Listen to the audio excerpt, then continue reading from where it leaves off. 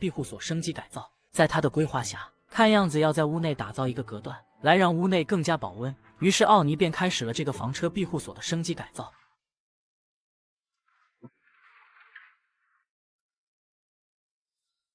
他先是在木床上铺好床单，而后又在墙上挂起了一个收纳袋，里边都是他改造庇护所所需的零件。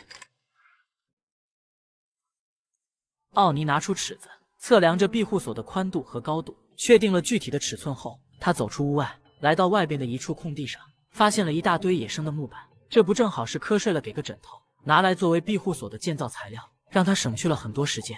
奥尼用锯子将木板按照测量的尺寸锯开，拿回至屋内竖立在庇护所的入口处。而收纳包里的角钢则是用于将其固定。他用螺丝将竖立的2块木板固定好后，觉得屋内阴凉无比，所以他